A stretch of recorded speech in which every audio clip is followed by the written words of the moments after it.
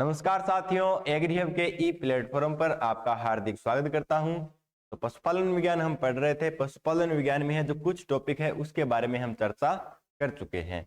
आज की हमारा जो क्लास रहने वाली है वह है बकरी की नस्लों के बारे में। तो नस्लें भी हमने कुछ पढ़ ली है, कुछ एक रह गई है। पढ़ कौन सी ली है? तो गाय की नस्लें हमने पढ़ ली है, भैंसे की नस्लें है जो पढ़ ली है, और कल की जो क्लास थी उसमें हमने है जो भेड़ की नस्लों के बारे में पढ़ा था। तो भेड़ की नस्लों के बारे में थोड़ा हम रिवीजन कर लेते हैं कल की क्लास का।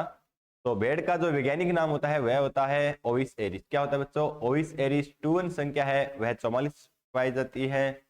सॉरी, टूवन है वह 54 पाई जाती है भेड़ में, और गुणसूत्र संख्या है वह 44 पाई जाती है। ठीक है, उसी के साथ है जो भेड़ का वैज्ञानिक नाम ओविस एरिस हो गया है। भेड़ का झुंड होता है, झुंड, उसे क्या कहते हैं बच्चों? फ्लॉक कहते हैं। ये कल नहीं आया था। भेड़ और बकरी दोनों का झुंड क्या होता है? फ्लॉक होता है। और भेड़ की जो चारा खाने की आदत है वह ग्रेजिंग होती है। क्या होती है? ग्रेजिंग, यानी कि गाय, भैंस और भेड़ इन तीनों की ही चारा खाने की आदत है वह ग्रेजिंग होती है, जबकि बकरी की क्या होती है? ब्रूसिंग या ब्राउजिंग होती है। और भेड़ का जो गर्भकाल होता है वह होती है 147 दिन का होता है। भेड़ में भी दांतों की संख्या 32 पाई जाती है, जबकि ऊंट में है वह 34 पाई जाती है। इसके अलावा भेड़ की मान्यता प्राप्त नस्लें कितनी है? तो भेड़ की मान्यता प्राप्त नस्लें हैं 44। कितनी है बच्चों? 44 है।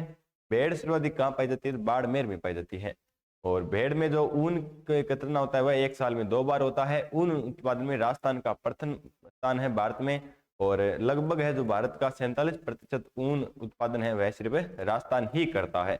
इसलिए है जो भेड़ों को क्या सॉरी राजस्थान को क्या कहा जाता है? भेड़ों का घर कहा जाता है।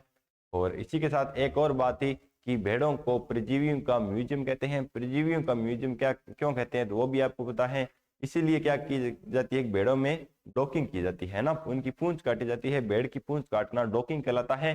डॉकिंग के लिए उपयुक्त उम्र हुआ है होती है 1 से 2 सप्ताह, यानी कि 7 से 14 दिन होती है। तो ये जो था लगभग हमने भेड़ इतनी पढ़ी थी। भेड़ों की जो नस्लें हैं वो भी हमने पढ़ ली थी।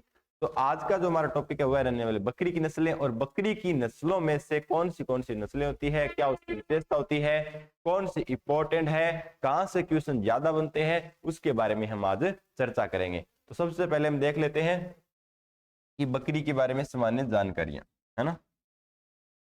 बकरी का वैज्ञानिक नाम क्या होता है? बॉटनिकल नेम हमें सभी का पता होना चाहिए कि किसका क्या बॉटनिकल नेम यानी कि वैज्ञानिक नाम है। बकरी का वैज्ञानिक नाम क्या होता है? बकरी का वैज्ञानिक नाम होता है बच्चों केपरा हिरकस।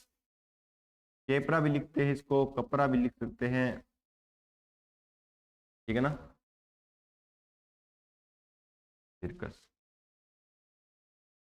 ये क्या होता है? बकरी का वैज्ञानिक नाम। फिर कुल क्या होता है? बकरी का कुल कौन सा होता है? बोविडी। कौन सा होता है बच्चों? बोविडी। और बोविडी किसका होता है? हैं? बताओ, और बोविडी किसका होता है? टूवन कितने होते हैं? तो बकरी में गुणसूत्र संख्या 60 होते हैं। और 60 किस में होते हैं? तो यही गाय में होते हैं। किस में होते हैं बच्चों? गाय में भी गुणसूत्र संख्या 60 पाई जाती है। सर भेड़ में कितनी पाई जाती है? भेड़ में गुणसूत्र संख्या 54 होती है। कितनी होती है बच्चों? 54 होती है। बकरी में 60 होती है। और भैंस में कितनी होती है? 50 या 48 होती है। 50 जलीय में होती है और 48 किसमें होती है? 48 होती है जो दलदली या कीचड़ वाली भैंस में। बोविडी कुल में आपको बार बार बता रहा हूं, बोविडी कुल है वो किसका है?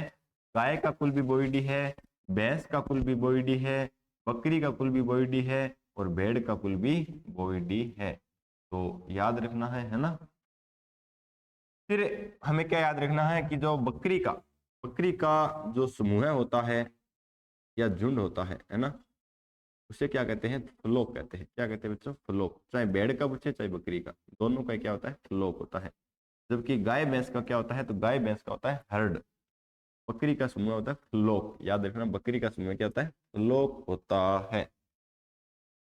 बकरी में 2 जेनरा पाए जाते हैं। बकरी में 2 जेनरा पाए जाते हैं। कौन से जेनरा पाए जाते हैं? तो केपरा और हेमिट्रागस। नाम से पता चल रहा है केपरा हिरकस, तो केपरा और हेमिट्रागस। ब्याने की क्रिया को क्या कहते हैं? बकरी के ब्याने की क्रिया को क्या कहते हैं? जैसे गाय की और भैंस की ब्याने की क्रिया को क्या कहा जाता है? काविंग। क्या कहा जाता है बच्चों? काविंग। और भेड़ के ब्याने की क्रिया को क्या कहते हैं? लैम्बिंग। क्या कहते हैं? लैम्बिंग। तो बकरी के नवजात को कहते हैं किड। नवजात को कहते हैं किड, और किड से याद रखना है किडिंग। क्या याद रखना? किडिंग, ठीक है ना। तो ब्याने की क्रिया को क्या कहते हैं, कीडिंग कहते हैं। जबकि एक और बात याद रखना कि जो प्रजनन की क्रिया है, तो प्रजनन की क्रिया है या जिसे हम बोल सकते हैं समागम या सेक्सुअल कॉन्टेक्ट है, उसे क्या बोलते हैं, उसे बोलते हैं सर्विंग। उसे क्या बोलते हैं, सर्विंग। ठीक है ना, सर्विंग। यूनिक किसका था, यानी कि अलग किसका था, तो भेड़ का था। भेड़ का प्रजनन की क्रिया या समागम की क्रिया होती है टूपिंग। क्या होती है बच्चों, टूपिंग। जबकि गाय भैंस और बकरी में क्या होती है, सर्विंग। क्या होती है बच्चों, सर्विंग होती है। फिर कुछ उपनाम दिए हुए भी, कुछ उपनाम दिए हुए हैं, और उपनाम से भी सीधा सीधा क्वेश्चन पूछ लिया जाता है। जैसे भेड़ को क्या कहते हैं, तो भेड़ को मोबाइल बैंक कहते हैं। क्या कहते हैं, भेड़ को मोबाइल बैंक कहते हैं। उसी प्रकार है बकरी को दो तीन नाम दिए गए हैं। एक तो बकरी को कहते हैं गरीब की गाय। अगर आपको पूछ ले गरीब की गाय किसे कहते हैं, तो किसे कहते हैं, बकरी को। और यह किसने कहा था, यह कहा था महात्मा गांधी ने। किसने कहा था बच्चों, महात्मा गांधी ने। महात्मा गांधी जी ने क्या कहा था कि बकरी को क्या कहा है, गरीब की गाय कहा है, गरीब की गाय कहा है। वहीं अगर आपको पूछ ले कि गाय की कौन सी नस्ल को गरीब की गाय कहा जाता है, तो राठी को। किसे बच्चों, राठी को। दोनों ही अलग अलग है, याद रखना। फिर और क्या कहते हैं, और कहते हैं डबल एटीएम। ठीक है ना। अब आपको पूछ ले कि डबल एटीएम किसे कहा जाता है, तो बकरी को। और जबकि पूछ ले मोबाइल बैंक किसे कहा जाता है, तो मोबाइल बैंक कहते हैं भेड़ को। डबल एटीएम पूछे तो बकरी को। फिर वनस्पति का शत्रु, याद रखना, वनस्पति का शत्रु किसे कहते हैं, तो वनस्पति का शत्रु कहते हैं बकरी को। किसे कहते हैं बच्चों, बकरी को कहते हैं। फिर है रंगीन डेयरी, तो नहीं, रनिंग डेयरी। क्या कहते हैं भाई, रनिंग डेयरी। क्या कहते हैं, रनिंग डेयरी। रनिंग डेयरी का मतलब क्या हो गया कि बकरी आपको पता है चलती रहती है। जहां हमारा मन किया वहीं पर हमने दूध निकाल लिया, है ना। तो क्या हो गया, इसका नाम रनिंग डेयरी हो गया। यानी फिर और क्या है, रेगिस्तान का चलता फिरता फ्रिज। रेगिस्तान का चलता फिरता फ्रिज किसे कहते हैं बच्चों, बकरी को कहते हैं। क्योंकि बकरी चलती फिरती रहती है रेवड़ में, और वहां पर जब हमारा मन किया हमने दूध निकाल लिया। ऐसा तो है नहीं कि हमारा दूध गाय का निकाला हुआ है, हम उसको रेगिस्तान में फ्रिज में रखेंगे। तो कोई खेत में काम कर रहे हैं और करे किसान है, तो वो क्या करते, बकरी का तुरंत दूध निकाला और उसका क्या बना ली भाई, चाय बना ली। तो इसलिए रेगिस्तान का चलता फिरता फ्रिज भी किसे कहते हैं, तो वो भी बकरी को कहते हैं। तो रेगिस्तान का चलता फिरता फ्रिज और रनिंग डेयरी किसे कहते हैं, बकरी को कहते हैं। ठीक है। अब क्या है कि भारत में बकरी की मान्यता प्राप्त नस्लें कितनी हैं, तो ये भी हमने पढ़ चुके हैं बार बार कि NBAGR national bureau animal genetic resources जो करनाल हरियाणा में है, उसके पास 212 नस्लें हैं जो क्या है भी पंजीकृत है। 212 नस्लें हैं। अभी हाल ही में 220 हो चुके हैं, लेकिन हमें एक बार 212 ही पढ़नी है। इन 212 में हमने पढ़ा है कि किस पशु की कितनी है, ये भी हम पढ़ चुके हैं, है ना। गाय की कितनी है, भैंस की कितनी है, भेड़ की कितनी है, बकरी की कितनी है, ऊंट की कितनी है, मुर्गी की कितनी है। तो ये तो हमें इतनी तो पता होनी ही चाहिए, है ना। तो गाय की मान्यता प्राप्त नस्लें कितनी है, तो गाय की मान्यता प्राप्त नस्लें हैं 53। कितनी है बच्चों, 53। भैंस की कितनी है, 20। भेड़ की कितनी है, 44। और बकरी की कितनी है, 37। बकरी की कितनी है, 37। ऊंट की पूछे तो 9, और मुर्गी की पूछे तो 19। और भी रह गई, घोड़े की है, सुअर की है, वो हमें नहीं पढ़नी है। इतनी तो हमें पढ़ा हुआ होना चाहिए कि गाय की 53, भैंस की 20, भेड़ की 44, बकरी की 37, ऊंट की 9, मुर्गी की 19। ठीक है। तो भारत में बकरी की मान्यता प्राप्त नस्लें कितनी है, कितनी है बच्चों, 37। ठीक है ना, कितनी है, 37। फिर है कि बकरी का गर्भकाल कितना होता है, तो बकरी का गर्भकाल होता है 151 दिन का। कितना होता है, 151 दिन का। मैं आपको फिर बता देता हूं कि कुछ क्वेश्चन होते हैं वो अकॉर्डिंग टू ऑप्शन होते हैं, यानी कि हमें ऑप्शन को देखकर ही करने पड़ते हैं। कैसे सर, अगर आपको पूछ ले कि बकरी का गर्भकाल कितना होता है, और अगर आपको ऑप्शन दे दिया, ऑप्शन क्या दे दिया उसने कि 140 दिन, दूसरा दे दिया 155 दिन, तीसरा दे दिया 170 दिन, चौथा दे दिया 210 दिन। तो कुछ होते हैं जो ऑप्शन के अकॉर्डिंग भी होते हैं, तो हम क्या करेंगे, 155 दिन। ठीक है ना। तो हो सकता है 151 ही दे दे, तब तो हमें 151 ही करना है। अगर 151 न हो तो ऑप्शन के अकॉर्डिंग जो उसके पास होगा उसी को हमें करना है। फिर बकरी द्वारा झाड़ी व पत्तियां खाने को क्या कहते हैं, ठीक है ना। तो ये क्वेश्चन मैं आपको बता चुका हूं कि बकरी द्वारा झाड़ी व पत्तियां खाने को क्या कहते हैं। क्या कहते हैं बच्चों? ब्रूसिंग। क्या कहते हैं? ब्रूसिंग। ब्रूसिंग कहते हैं। बै से बकरी, बै से ब्रूसिंग, या इसे कहते हैं ब्राउजिंग, या इसके कहते हैं ब्राउजिंग भी कहते हैं, ठीक है ना। या इसे कहते हैं ब्राउजिंग, ब्राउजिंग कहते हैं। फिर बकरी की चारा खाने की आदत ही ब्रूसिंग या ब्राउजिंग होती है। गाय, भैंस, भेड़, इन तीनों की चारा खाने की आदत होती है ग्रेजिंग। क्या होती है बच्चों? ग्रेजिंग, ठीक है ना। बकरी द्वारा, बकरी क्या होती है? दो पैर पर खड़ी होकर, बकरी है दो पैरों पर खड़ी होकर वो चारा खाती है, इसलिए इसकी चारा खाने की आदत को ब्रूसिंग या ब्राउजिंग कहते हैं। रेगिस्तान का चलता फिरता फ्रिज किसे कहते हैं? भी बकरी को ही कहते हैं। कहते हैं बकरी को ही कहते हैं। दूध की प्रकृति कैसी होती है? अब आपको पता है कि नॉर्मल जो दूध होता है उस दूध का पीएच मान कितना होता है। अगर आपको पूछ ले कि दूध का पीएच कितना होता है, तो दूध का पीएच होता है 6.4 से 6.7 तक, ठीक है। ठीक है सर, दूध का पीएच पूछे तो 6.4 से 6.7 होता है। अब आपको पता है कि 7 से कम, है ना, पीएच पर कितना होता है? 0 से 14 तक होते हैं। अगर 7 से कम है तब तो क्या होगा? ये अम्लीय प्रकृति का होगा।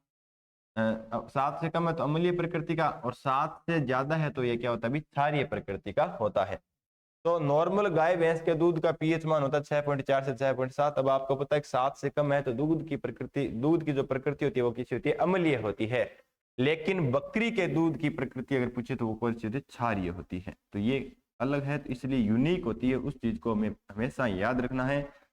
अगर आपको पूछ ले कि दूध की प्रकृति कैसी होती है तो वो हम करेंगे अम्लीय। अगर आपको पूछ ले कि बकरी के दूध की प्रकृति कैसी होती है तो क्षारीय होती है, ठीक है।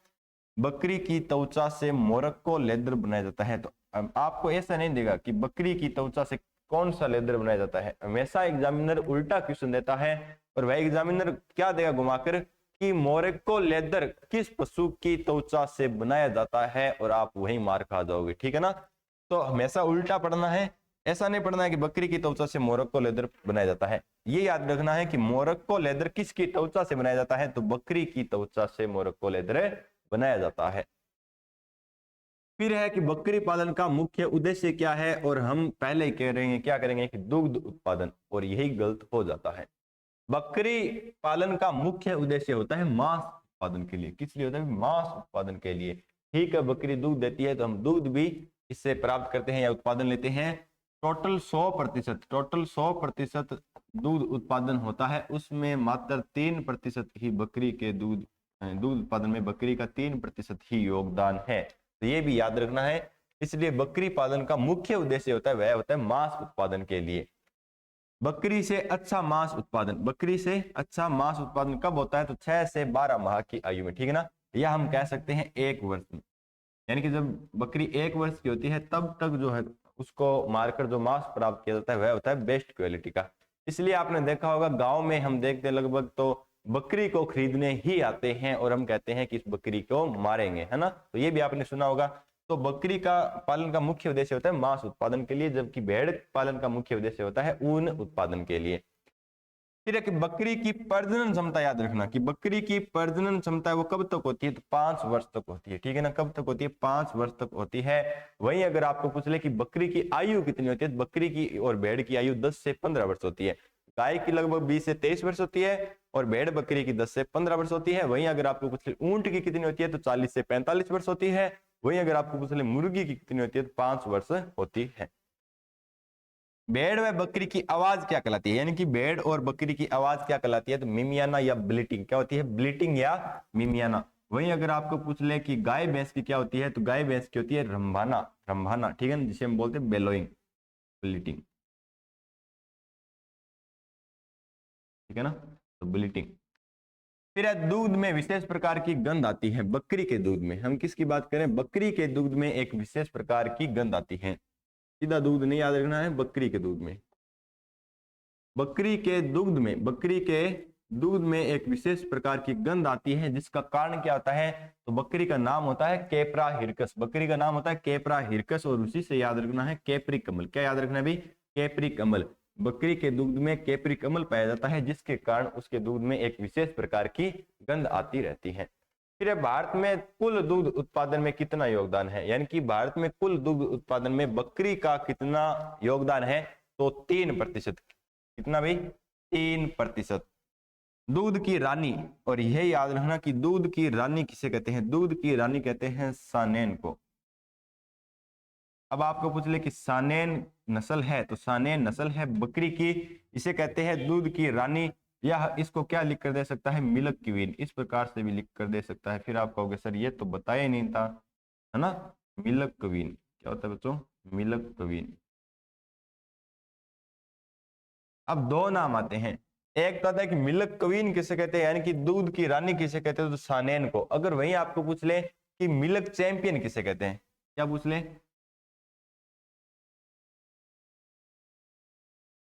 कि मिल्क चैंपियन किसे कहते हैं? चैंपियन, मिल्क चैंपियन किसे कहते हैं? तो मिल्क चैंपियन किसे कहते हैं? तो मिल्क चैंपियन कहते हैं बच्चों टोगन वर्ग को। टोगन वर्ग नस्ल है एक बकरी की। टोगन वर्ग और सानेन दोनों ही दुधारू नस्ल है, ठीक है ना? टोगन वर्ग को, तो दोनों ही कहाँ की है? स्विट्जरलैंड की है, ठीक है ना? तो मिल्क चैंपियन, मिल्क चैंपियन तो कहते हैं टोगन वर्ग को, और मिल्क दूध की रानी या मिल्क क्वीन कहते हैं सानेन को। दोनों इंपॉर्टेंट है, याद रखना। फिर है कि सिटी गोट के, यानी कि सिटी गोट के नाम से जानी जाती है बारबरी। तो बारबरी नस्ल है बकरी की, ये भी हम पढ़ेंगे, बहुत ही अच्छी नस्ल है। बहुत बार इसमें से क्वेश्चन आते हैं कि बारबरी नस्ल है, इसकी मुख्य विशेषता होती है यह एक वर्ष में 2 बार बच्चे देती है, और दोनों बार ही जुड़वा बच्चे देती है। सिटी गोट के नाम से है। सिटी गोट इसलिए इसको कहते हैं क्योंकि यह कम जगह में भी पाली जा सकती है, यानी कि बाजार में, मुख्यतः इसको बाजार में, और इसको डेयरी गोट भी कहते हैं, ठीक है। और इसका एक और होती है, यह सबसे छोटी है, यानी कि आकार में ये क्या होती है? सबसे छोटी होती है बारबरी, ठीक है। भेड़ बकरी में तापमान गुद्दा से मापा जाता है, ये भी याद रखना। भेड़ बकरी में नाड़ी गति फेमोरल धमनी या उरु धमनी से ज्ञात की जाती है। तो ये हमने पढ़ा था कि गाय भैंस में जो नाड़ी गति होती है वह कोक्सीजियल या अनुत्तरिक धमनी से ज्ञात करते हैं, भेड़ बकरी में फेमोरल धमनी या उरु धमनी से ज्ञात करते हैं। वहीं हम बात करते हैं कि घोड़े में जो श्वसन गति, जो नाड़ी गति होती है, वह कहाँ से ज्ञात करते हैं? तो वह करते हैं फेशियल या मैक्सिलरी धमनी से, ठीक है ना। भेड़ बकरी में श्वास गति थूथन, ठीक है ना, श्वास गति थूथन से ज्ञात की जाती है, और थूथन को इंग्लिश में कहते हैं मजल। क्या कहते हैं बच्चों? मजल, मजल कहते हैं। बकरी के मांस को चेवन कहते हैं। तो मैं आपको बार बार बता रहा हूं, चाहे बकरी लिखा हुआ हो चाहे बकरा लिखा हुआ हो, दोनों के मांस को ही चेवन कहते हैं। गाय के मांस को बीफ कहते हैं, भैंस के मांस को बफन कहते हैं, भेड़ के मांस को मटन कहते हैं, बकरी के मांस को चेवन कहते हैं, सुअर के मांस को पोरक कहते हैं, बछड़े के मांस को व्हील कहते हैं, मुर्गी के मांस को चिकन कहते हैं। ये सभी हमें याद रखना है, बार बार बता रहा हूं। जो दलदली या किचड़ वाली भैंस होती है उसके मांस को फिलीपींस में केरा बीफ कहते हैं। क्या कहते हैं? केरा बीफ। सुअर के नमकीन मांस को बेकन कहते हैं। क्या कहते हैं बच्चों? बेकन कहते हैं। सभी याद रखना है। बकरे को बदिया करने के लिए उपयुक्त आयु क्या होती है? क्या होती है भी? 1 वर्ष होती है। बदियाकृत नर है वह बक कहलाता है। क्या कहलाता है बच्चों? बक कहलाता है। वहीं भेड़ का बदियाकृत जो नर है वह विडर कहलाता है। क्या कहलाता है? विडर। और वहीं अगर हम गाय की बात करें तो बुल्लक कहलाता है। भैंस का बफेलो बुल्लक कहलाता है। नर का बदियाकृत मुर्गे का बदियाकृत नर है वह कैपेन कहलाता है। क्या कहलाता है? कैपेन। हम ये सब बातें पढ़ चुके हैं, बार बार रिविजन करते रहें। बकरी की शुष्क चारा खाने की क्षमता शरीर भर की होती है। तो ये बहुत ही इंपॉर्टेंट बात है। क्यों इंपॉर्टेंट है? देखो, लगता ऐसा है कि ये शरीर में छोटी होती है इसलिए चारा ज्यादा खाती है, तो ऐसा नहीं होता है। अभी मैं आपको कंफ्यूजन दूर कर देता हूं कि बकरी की शुष्क चारा खाने की शरीर क्षमता भार का 5 से 7% होती है। कैसे होती है? मान लो अगर बकरी का वजन यानी कि शरीर भार 100 किलोग्राम है। कितना है भाई? 100 किलोग्राम है, ठीक है ना। लगभग इतना ही होता है, लगभग 60-70 किलोग्राम होता है, ठीक है। 100 किलोग्राम है। अब इसका कितना खाएगी? ये 5% अपने शरीर का शुष्क चारा खाएगी। 5% कितना होता है? 100 का 5% कितना होगा? 5 किलोग्राम। कितना होगा बच्चों? 5 किलोग्राम होएगा। तो लगभग इतना ही खाती है, ठीक है सर। अब वहीं मैं आपको बता दूं कि ऊंट भी, आप सोचो कि ऊंट ये 5-7 कार्य, ऊंट का देखो, ऊंट का लगभग वजन होता है 500 किलोग्राम। कितना होता है? 500 किलोग्राम, ठीक है ना। तो इसको शुष्क चारा यानी कि इसका वजन के अकॉर्डिंग क्या है, 5, यानी कि इसको वजन के अकॉर्डिंग ज्यादा, यानी कि शरीर का 5 से 7% खिलाते हैं, और गाय भैंस को शरीर का 2 से 3% शुष्क चारा खिलाते हैं, और ऊंट को 1.5 से 2% शरीर भार का जो शुष्क चारा है वो खिलाते हैं। यानी कि वजन के अकॉर्डिंग हम बात करें तो 5 से 7%, ठीक है ना। प्रतिशत में क्या आएगा, बकरी की शुष्क चारा खाने की क्षमता वो शरीर भार का 5 से 7% होती है, गाय भैंस की 2 से 3% होती है, और ऊंट में 1.5 से 2% होती है। ये जो भी है आपको एग्जैक्ट याद रखना है किसका कितना होता है। तो बकरी की शुष्क चारा खाने की अगर आपको पूछ ले शरीर क्षमता की कितना होती है, तो 5 से 7% क्षमता होती है, और गाय भैंस में 2 से 3%, ऊंट में 1.5 से 2% होती है। भेड़ व बकरी के मध्य परिसंकरण से, ये भी हम पढ़ चुके हैं, हमने एक टॉपिक पढ़ा था, कौन सी, पशुओं में प्रजनन पद्धतियां, ठीक है ना। उसमें हमने क्या पढ़ा था कि एक पढ़ा था परिसंकरण, हाइब्रिडाइजेशन। हाइब्रिडाइजेशन में क्या होता है कि दो जातियों के बीच में क्रॉस कराया जाता है, और एक नई जो जाति विकसित होती है वह हमेशा नपुंसक होती है। कैसी होती है बच्चों? नपुंसक होती है। इसी में हमने क्या पढ़ा था कि भेड़ व बकरी के बीच में जो परिसंकरण, अब ये क्या लिखा हुआ है बच्चों, परिसंकरण, संकरण नहीं है, परिसंकरण। ये किसके मध्य होते हैं? दो जातियों के मध्य। सर जाति क्या होती है? जाति होगी जैसे भेड़ और बकरी दोनों अलग अलग है, और नस्ल क्या होती है कि भेड़ की ही मतलब प्रजाति, जैसे कोई भेड़ की 2 नस्ल ले ली हमने, मालपुरा और मेरिनो का करा रहे थे, तो वो क्या है, नस्ल है, और ये क्या है, जाति है, एक पूरी जाति है। बकरी अलग होती है, भेड़ अलग होती है, जैसे घोड़ा और गधा का कराता है ना।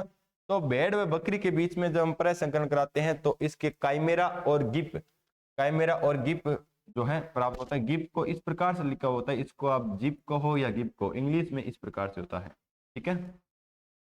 अब बकरी की नस्लों का वर्गीकरण क्या होता है? भारतीय नस्लें कौन सी है? दुधारू नस्लें, मांस वाली, बाल वाली और खाल वाली। दुधारू नस्लें बकरी की कौन सी है? बारबरी, सुमा, जमुनापुरी, याद रखना, सूरती। अब सर क्या सूरती? हाँ बच्चों, सूरती भैंस की भी नस्ल होती है, बकरी की भी होती है, कंफ्यूजन नहीं होना है, ठीक है ना। बीटल, बारबरी, जमुनापुरी, सूरती, मालाबारी। तो बारबरी, जमुनापुरी, बीटल, सूरती, ये तो आपको मुख्य याद होना चाहिए। एक होती है ब्लैक बंगाल, मांस वाली में, ये बहुत इंपॉर्टेंट नस्ल है, ब्लैक बंगाल। मांस के लिए, स्पेशल मांस के लिए इसको पाली जाती है, ब्लैक बंगाल नस्ल है बकरी की। टेंगू, जालाबादी, सिरोही। सिरोही नस्ल है बकरी की, मैंने आपको कल भी बताया था कि सिरोही नस्ल है बकरी की। सोनाड़ी नस्ल है भेड़ की। मेहसाना, सर ये तो भैंस की है, हाँ बच्चों, मेहसाना और सुरती बकरी की भी नस्लें होती है। बाल वाली, पश्मीना, कश्मीरी, चेंगथागी, चेंगू, ठीक है। और खाल वाली ब्लैक बंगाल हो गई, और मालाबारी होगी, और चेंगथागी होगी। विदेशी नस्लें कौन सी बकरी की? तो कई बार ये भी दिया जाता है कि निम्न में से कौन सी विदेशी है, कौन सी देसी नस्ल है, या कौन सी विदेशी नहीं है। तो इसमें दुधारू कौन सी है, मांस वाली कौन सी है, बाल वाली कौन सी है, और खाल वाली कौन सी है। इसमें दुधारू नस्लें कौन सी है? सानेन। अब आपको पूछा जाता है कि सानेन नस्ल है बकरी की, दुधारू नस्ल है, विदेशी नस्ल है। एंग्लो न्यूबियन नस्ल है बकरी की, जो जमुनापुरी और न्यूबियन का क्रॉस करवाकर विकसित की गई है।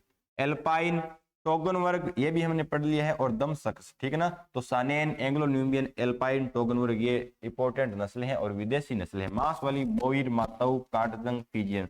तो ये 4 तो बहुत इंपॉर्टेंट है, ठीक है ना, ये 4 तो आपको याद होनी चाहिए।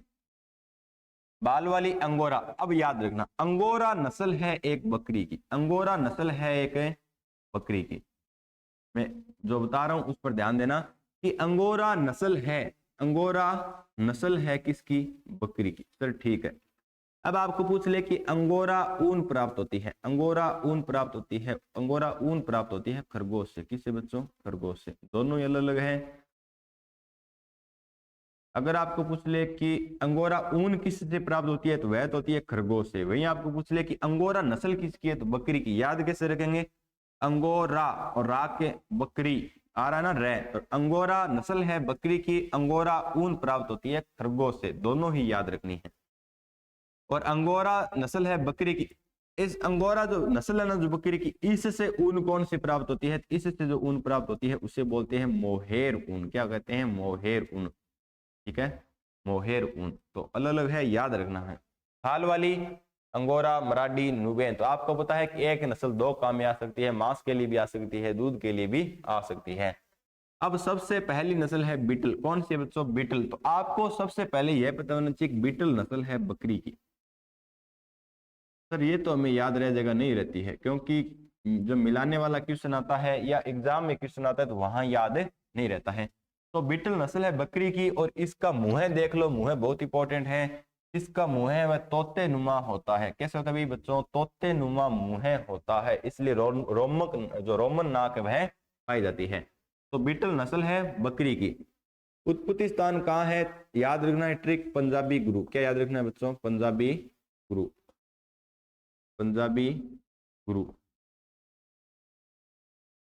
पंजाब का बीटल, गुरदासपुरा जिला, ठीक है ना, पंजाबी गुरु। अब पंजाबी गुरु होता है, उसके क्या पाई जाती है? आपको पता है कि गुरु के यानी कि पंजाब वाले लोगों की दाढ़ी पाई जाती है। क्या पाई जाती है बच्चों? दाढ़ी पाई जाती है। तो याद रखना जो बीटल नस्ल है उसमें दाढ़ी भी पाई जाती है। मूल स्थान क्या है? पंजाब का गुरदासपुरा जिला। अब गुरदासपुर जिला, ये पूछा जाता है कि बीटल नस्ल का उत्पत्ति स्थान कहाँ है? तो पंजाब का गुरदासपुर जिला। ट्रिक क्या याद रखनी है? पंजाबी गुरु, पंजाबी गुरु। तो पंजाब का बीटल नस्ल का गुरदासपुर जिला, ठीक है।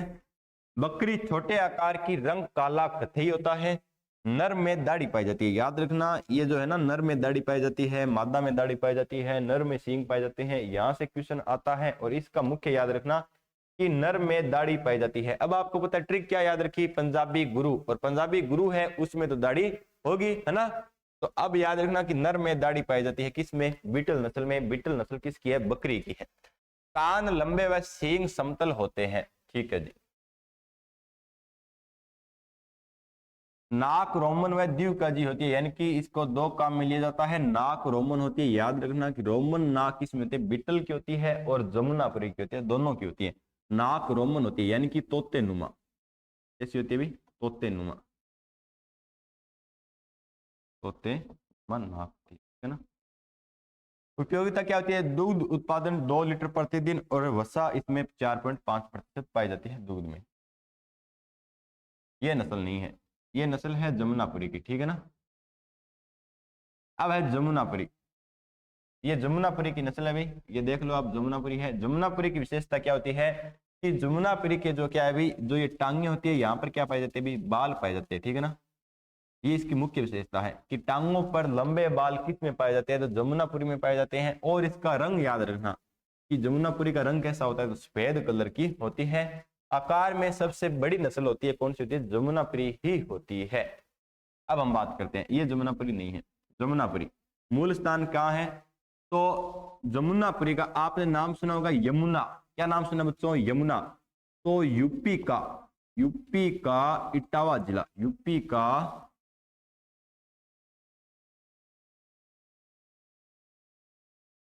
इटावा जिला, और यमुना नदी के किनारे, जमुना यमुना, ठीक है ना, यमुना के किनारे जमुनापुरी। शारीरिक विशेषता, इसकी विशेषता बहुत इंपॉर्टेंट है कि इसके पैरों पर लंबे बाल पाए जाते हैं, और ये इसकी बहुत ही इंपॉर्टेंट विशेषता है, लंबे बाल पाए जाते हैं, ठीक है ना। पैरों पर लंबे बाल पाए जाते हैं। आकार में सबसे बड़ी नस्ल है, आकार में सबसे बड़ी नस्ल है जमुनापुरी। उत्तर प्रदेश का इटावा जिला, जमुना यमुना, याद रखना, जमुना यमुना। शारीरिक विशेषता, रंग याद रखना, रंग होता है इसका सफेद, विशाल का शरीर की, ठीक है ना। ये पूछा जाता है कि बकरी की कौन सी नस्ल है जो आकार में सबसे बड़ी होती है, विशाल का आकार की होती है? तो जमुनापुरी होती है। वहीं अगर आपको पूछे कि आकार में छोटी कौन सी होती है, तो बारबरी। कौन सी होती है बच्चों? बारबरी, ठीक है। भारत में सबसे बड़ी नस्ल कौन सी बकरी की? तो जमुनापुरी। फिर आपको एक विशेषता है कि लंबे लटकते कान, लंबे लटकते कान घड़ी के पेंडुलम के जैसे, और यही विशेषता किसकी होती है? गाय की, गिर नस्ल की होती है। याद रखना कि लंबे लटकते कान घड़ी के पेंडुलम जैसे जमुनापुरी है जो नस्ल है किसकी? बकरी की, और गिर गाय की गिर नस्ल है उसी की भी यही विशेषता होती है। सबसे बड़ी नस्ल है, सबसे भारी नस्ल है, तो इसका वजन भी याद रखना है कि वजन कितना होता है। तो नर का वजन होता है 60 किलोग्राम, मादा का वजन होता है, नर का वजन होता है 90 किलोग्राम, मादा का वजन होता है 60 किलोग्राम। पिछली टांगों पर लंबे घने बाल पाए जाते हैं, बहुत ही इंपॉर्टेंट बात है। पिछली टांगों पर लंबे घने बाल है वो इसकी प्रमुख विशेषता है। सबसे भारी नस्ल कौन सी बकरी की? तो जमुनापुरी है। कौन सी बच्चों? जमुनापुरी है। फिर आपको पूछ ले कि बकरी की किस नस्ल का जो मुख है वह रोमन नाक होती है या तोता मुखी होती है? तोता मुखी मुख होता है, वह होता है जमुनापुरी का। किसका? जमुनापुरी और बीटल का। तो दोनों का याद रखना है कि तोता मुखी नस्ल है या रोमन नाक पाई जाती है, यानी कि तोते जैसा इसका मुंह है। फिर एक इसकी बहुत ही इंपॉर्टेंट बात यह है कि इसे क्या कहते हैं? जादुई बकरी। क्या कहते हैं? जादुई बकरी, या इसको बोलते हैं मैजिक गोट। अब इसको इस प्रकार से लिखकर भी तो दे सकता है ना, मैजिक गोट, मैजिक गोट। तो हमें तो याद सभी रखनी पड़ेगी, है ना, मैजिक गोट। तो इसे जादुई बकरी भी कहते हैं। किसे कहते हैं? जमुनापुरी को। तो जैसे जमुनापुरी जैसे जादुई, बस इतना याद रख लेना कि जैसे जमुनापुरी जैसे जादुई बकरी। तो जादुई बकरी किसे कहते हैं? जमुनापुरी को कहते हैं मैजिक गोट। दुग्ध उत्पादन 4 से 5 लीटर, दीर्घकाजी नस्ल है। और ये भी याद रखना कि बकरी की दीर्घकाजी नस्ल कौन सी है? तो जमुनापुरी। फिर है बारबरी। फिर है बारबरी नस्ल है, इस प्रकार की रहती है, बार बार जन्म देती है, यानी कि 12 से 15 माह में 2 बार बच्चे देती है, दोनों बार ही जुड़वा बच्चे देती है। इसके कान वह हिरणी जैसे होते हैं। पूर्वी अफ्रीका का सोमानिया का बर्बरा क्षेत्र, ठीक है ना, याद रखना, पूर्वी अफ्रीका की, ठीक है ना। बारबरी नस्ल कहाँ की है? पूर्वी अफ्रीका का सोमानिया का बर्बरा क्षेत्र और उत्तर प्रदेश का एटा जिला माना जाता है इसकी उत्पत्ति स्थान।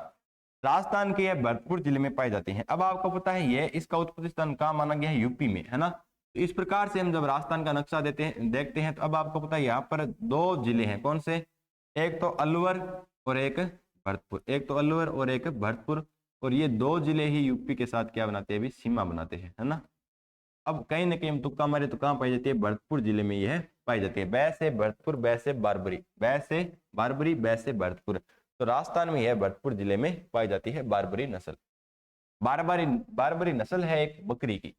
बकरी का आकार त्रिकोणाकार होता है, तो ये हमने पढ़ चुके हैं। देखो त्रिकोणाकार हम किस किस में पढ़ चुके हैं? भैंस की एक नस्ल थी बदावरी, भैंस की एक नस्ल है बदावरी, उसका शरीर भी त्रिकोणाकार होता है। गाय की एक नस्ल होती है होलिस्टीन फ्रीजियन, उसका भी आकार है वो त्रिकोणाकार होता है। और बकरी की एक नस्ल है बारबरी, उसका भी शरीर का आकार त्रिकोणाकार होता है। शरीर का रंग सफेद भूरा जिस पर कथई या काले धब्बे होते हैं। कान छोटे हिरणी जैसे। बहुत इंपॉर्टेंट बात है, पूछा जाता है कि बकरी की किस नस्ल के कान है वह हिरणी जैसे होते हैं? हिरणी जैसे होते हैं तो बारबरी नस्ल के, ठीक है ना, बारबरी नस्ल के। फिर याद रखना कि 12 से 15 माह में 2 बार बच्चे देती है। 12 से 15 माह में 2 बार बच्चे देती है और दोनों बार ही जुड़वे बच्चे देती है। तो नाम से पता चल रहा है बार बार, है ना। तो 12 से 15 माह में 2 बार बच्चे देती है। कई बार ये भी पूछ लिया जाता है कि जो बारबरी नस्ल है वह कितने महीने में 2 बार बच्चे देती है? तो 12 से 15 माह में, और दोनों बार ही जुड़वे बच्चे देती है। फिर याद रखना इसे सिटी गोट भी कहते हैं, कि सिटी गोट या डेयरी बकरी के नाम से प्रसिद्ध कौन सी है? तो बारबरी। सिटी गोट क्यों कहते हैं? क्योंकि इसको कम जगह में हम पाल सकते हैं, इसलिए इसको स्टॉल फीडिंग भी कहते हैं। स्टॉल फीडिंग क्यों कहते हैं? घर पर बांध कर चराना हेतु प्रसिद्ध है, ठीक है ना। तो बारबरी नस्ल की जो भी विशेषता याद रखना कि बारबरी नस्ल का उत्पत्ति स्थान है अफ्रीका का सोमानिया क्षेत्र और जो उत्तर प्रदेश का एटा जिला। राजस्थान में यह भरतपुर जिले में पाई जाती है। शरीर में सबसे छोटी होती है, ये भी याद रखना, शरीर में सबसे छोटी होती है। और इसमें क्या विशेषता होती है? इसको स्टॉल फीडिंग यानी कि घर पर बांध कर हम चरा सकते हैं। इसको डेयरी बकरी भी कहते हैं, सिटी गोट भी कहते हैं। बारबरी जो नस्ल है बकरी की वह 12 से 15 माह में 2 बार बच्चे देती है, दोनों बार ही जुड़वे बच्चे देती है। इसके जो कान होते हैं वह हिरणी जैसे होते हैं, छोटे होते हैं। तो ये बातें हमें ध्यान रखना है।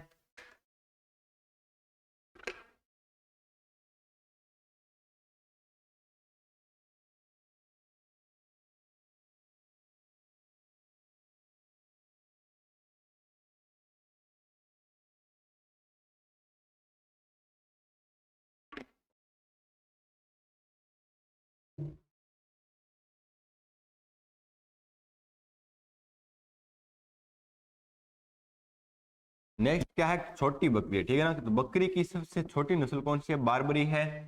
वही हम बात करें कि बकरी की बड़ी नस्ल कौन सी है, आकार में बड़ी कौन सी है? तो बड़ी कौन सी थी बच्चों? जमुनापुरी थी। कौन सी थी? जमुनापुरी। दुग्ध उत्पादन कितना है? 1 से 1.5 लीटर प्रतिदिन होता है। वसा दूध में 5% पाई जाती है। फिर मैं आपको बार बार बता रहा हूं कि सिरोही नस्ल है बकरी की, सिरोही नस्ल है बकरी की, सिरोही नस्ल है बकरी की, सोनाड़ी नस्ल है भेड़ की, सोनाड़ी नस्ल है भेड़ की, दोनों में ही कंफ्यूजन नहीं होना है। सोनाड़ी नस्ल है भेड़ की, सोनाड़ी नस्ल है भेड़ की जो उदयपुर मेवाड़ क्षेत्र में पाई जाती है। सिरोही नस्ल है बकरी की। सर याद कैसे रखें? देखो याद भी रखा देंगे। अब आपको पता है कि जो अरावली पर्वतमाला है उसकी सबसे ऊंची चोटी कहां पर है बच्चों? सिरोही में है। कहां पर है? सिरोही में है ना। तो अब आपको पता है कि क्या कहते हैं? पहाड़ी बकरी कहते हैं ना, पहाड़ी बकरी। तो हम उसी से याद रखेंगे, नाम याद रखना पहाड़ी बकरी। पहाड़ी भेड़ तो नहीं कहते ना, कहते ना कि पहाड़ी बकरी। तो पहाड़ी बकरी कहाँ पाई जाती है? सिरोही में। अब सिरोही में आपको पता है कि अरावली में क्या बड़ी बड़ी पहाड़ियां, तो इसलिए इसको क्या कहते हैं? पहाड़ी बकरी भी हम साधारण भाषा में कहते हैं। तो सिरोही नस्ल किसकी हो जाएगी? बकरी की। सोनाड़ी नस्ल है भेड़ की। इस प्रकार से इसकी इमेज रहती है, हम देख सकते हैं। मूल स्थान सिरोही हो जाएगा। गुजरात का पालनपुर व राजस्थान का सिरोही क्षेत्र। अब आपको पता है कि राजस्थान में जो दक्षिण पश्चिम क्षेत्र है, यहाँ पर एक राज्य है, कौन सा? गुजरात। गुजरात है वह राजस्थान के साथ सीमा लगाता है ना। तो यहीं पर कौन से जिले हैं भी? बाड़मेर है, जालोर है, सिरोही है। तो इस प्रकार से जिले हैं, तो सिरोही है ना। तो सिरोही में है ज्यादा पाई जाती है। उदयपुर संभाग में यह मुख्य रूप से पाई जाती है। तो अब आपको पता है कि सिरोही के पास कौन सा संभाग लगता है? उदयपुर लगता है ना। तो यह मुख्यतः किस संभाग में पाई जाती है? तो उदयपुर संभाग में पाई जाती है। यह द्विप्रयोजनी नस्ल है भेड़ की, सॉरी बकरी की द्विप्रयोजनी नस्ल कौन सी है? सिरोही है। और सिरोही नस्ल है बकरी की। बकरियां छोटे आकार की, सफेद व कथई रंग की होती है। कान लंबे लटकते हुए, ऐन बड़ा एवं विकसित होता है। ये बहुत ही इंपॉर्टेंट बात है कि पीठ पर हल्का झोल पाया जाता है धनुषाकार। कि बकरी की किस नस्ल के पीठ पर हल्का झोल पाया जाता है? तो सिरोही नस्ल पर। ठीक है ना, सिरोही नस्ल पर। कम जगह में पालने हेतु उपयुक्त कौन सी है? तो है भी सिरोही। दूध उत्पादन है 1.5 से 2 लीटर प्रतिदिन। वसा 4% पाई जाती है दूध में। तंगधागी या चेगू नस्ल है बकरी की। इसे कश्मीर में तंगधागी के नाम से जाना जाता है। ठीक है। इस नस्ल से पश्मीना ऊन प्राप्त होती है। तो ये जो ऊन वाले क्वेश्चन है ना, ये मुख्यतः याद रखना है कि पश्मीना ऊन प्राप्त होती है बकरी की चंगथागी या चेंगू से। ठीक है, ठीक है सर। तो पश्मीना ऊन प्राप्त होगी। अब आपको पूछ ले कि मोहेर ऊन प्राप्त होती है बकरी की अंगोरा नस्ल से, बकरी की अंगोरा नस्ल से मोहेर। और वहीं आपको पूछ ले कि अंगोरा ऊन प्राप्त होती है तो खरगोश से। पश्मीना ऊन कंधे के ऊपर व बगल से प्राप्त की जाती है। तो पश्मीना ऊन किससे प्राप्त की जाती है? बकरी की चेंगथागी नस्ल से। ठीक है। एक बकरी से लगभग 80 से 170 ग्राम है, ये किलोग्राम नहीं है, 80 से 170 ग्राम है जो क्या भी ऊन प्राप्त की जाती है। टोगन वर्ग। टोगन वर्ग एक नस्ल है बकरी की। टोगन वर्ग एक नस्ल है बच्चों बकरी की। और किस प्रकार की? दुधारू नस्ल है। उत्पत्ति स्थान है इसका स्विट्जरलैंड। क्या है? Switzerland, Switzerland. है ना। उत्पत्ति स्थान क्या है? स्विट्जरलैंड है। इसका जो कलर होता है ना, कलर वो याद रखना चॉकलेटी कलर का होता है, चॉकलेटी कलर का होता है। यह जो लगातार 2 वर्ष तक दूध देती है, लगातार है जो 2 वर्ष तक दूध देती है, इसलिए इसको क्या कहते हैं? मिल्क चैंपियन कहते हैं। क्या कहते हैं? मिल्क चैंपियन कहते हैं। अब एक आती है मिल्क क्वीन, एक आती है मिल्क चैंपियन। याद कैसे रखेंगे? टीसी सुना ना, टीसी, टीसी तो जानते ही हो। टीसी, टी से टोगन वर्ग, सी से चैंपियन। टी से टोगन वर्ग, सी से चैंपियन। तो टोगन वर्ग को क्या कहा जाता है बच्चों? टोगन वर्ग को कहा जाता है मिल्क चैंपियन। और मिल्क क्वीन यानी दूध की रानी किसे कहते हैं? तो वह कहते हैं सानेन को। किसे कहते हैं? सानेन को। टोगन वर्ग। उत्पत्ति स्थान का क्या हो जाएगा? स्विट्जरलैंड की ऊंची पहाड़ियां।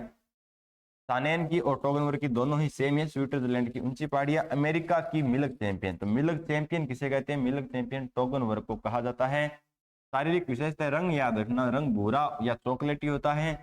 चेहरे के दोनों तरफ कानों से थूथन तक सफेद या हल्के भूरे रंग की पट्टी पाई जाती है। बहुत ही इंपॉर्टेंट बात है। जैसे मैंने किस में बताया था, सूरती नस्ल होती है भैंस की, उसमें यह विशेषता होती है कि चेहरे के दोनों तरफ कानों से थूथन तक सफेद या हल्के भूरे रंग की पट्टी किसमें पाई जाती है? तो टोगन वर्ग में। किसमें बच्चों? टोगन वर्ग में। यह नस्ल सींग रहित होती है, यानी कि इसमें सींग नहीं होते हैं। इंपॉर्टेंट बात है, बार बार बता रहा हूं कि बकरी की कौन सी नस्ल है वह सींग रहित होती है, तो टोगन वर्ग होती है। लगातार 2 वर्ष तक दूध देती है, लगातार 2 वर्ष तक दूध देती है, इसलिए इसको क्या कहा जाता है, मिल्क चैंपियन कहा जाता है। ऐसा नहीं है कि लगातार 2 साल तक दूध देती है इसलिए इसको क्या कहा जाता है, बारबरी। नहीं बच्चों, इससे कहते हैं टोगन वर्ग। टोगन वर्ग है वह 2 साल तक दूध देती है, इसलिए इसको मिल्क चैंपियन कहते हैं। जो बारबरी है वह 1 साल में 2 बार बच्चे देती है। 2 से 5 लीटर इसका दूध उत्पादन है। सानेन, सानेन जो नस्ल है इस प्रकार की होती है, स्विट्जरलैंड ही इसका उत्पत्ति स्थान है। मिल्क क्वीन कहते हैं इसको। तो इन दोनों का ही उत्पत्ति स्थान कहाँ है, स्विट्जरलैंड या स्विट्जरलैंड कहते हैं। और दोनों ही दुधारू नस्ल हैं। क्या है, दुधारू नस्लें हैं, इसे मिल्क क्वीन कहते हैं। तो मिल्क क्वीन किसे कहते हैं, तो मिल्क क्वीन या दूध की रानी, या इसके क्या हिंदी में क्या कहते हैं, दूध की रानी, दूध की रानी सानेन को कहते हैं। ठीक है। नर तथा मादा में दाढ़ी पाई जाती है। याद रखना, नर में दाढ़ी किस में पाई जाती है। अगर आपको पूछ ले कि नर में दाढ़ी किस में पाई जाती है, तो बीटल में। किस में बच्चों, बीटल में। सर क्या ऐसे भी क्वेश्चन पूछे जाते हैं क्या, हाँ बच्चों पूछे जाते हैं। नर में दाढ़ी सिर्फ बीटल में पाई जाती है। नर व मादा दोनों में दाढ़ी है वो किस में पाई जाती है, सानेन में। और दोनों में सींग नहीं पाई जाती है, टोगन वर्ग में। टोगन वर्ग में सींग नहीं पाए जाते। गर्मी सहन नहीं कर सकती है सानेन। मुख के नीचे दाढ़ी के रूप में छोटे बालों का गुच्छा होता है। यहाँ पर इस प्रकार से गुच्छा होता है। दूध उत्पादन 250 दिन के ब्यांत काल में 800 litre. Anglo Nubian, Anglo Nubian नस्ल है बकरी की, एंग्लो न्यूबियन नस्ल है बकरी की। उत्पत्ति स्थान है इजिप्ट या मिस्र भी इसको बोल सकते हैं। ठीक है ना। यह जमुनापुरी और न्यूबियन का संकरण है। याद रखना कि एंग्लो न्यूबियन किसका संकरण है, तो न्यूबियन नाम यार न्यूबियन, तो न्यूबियन और जमुनापुरी का संकरण से विकसित नस्ल है एंग्लो न्यूबियन, जिसका उत्पत्ति स्थान इजिप्ट या मिस्र है। एंग्लो न्यूबियन बकरी की नस्ल है। इसे जर्सी काऊ भी कहते हैं। ठीक है ना, या जर्सी गाय भी कह सकते हैं। कि किस नस्ल के बकरी को जर्सी काऊ कहा जाता है, किसे कहते हैं बच्चों, एंग्लो न्यूबियन को। किसे कहते हैं, एंग्लो न्यूबियन को। अंगोरा नस्ल है बकरी की, अंगोरा नस्ल है बकरी की। ठीक है ना। उत्पत्ति स्थान है मध्य एशिया। जैसे भेड़ की एक नस्ल थी कराकुल, है ना, उसका भी क्या था, मध्य एशिया। कराकुल का, कराकुल का भी उत्पत्ति स्थान क्या था भाई, मध्य एशिया था।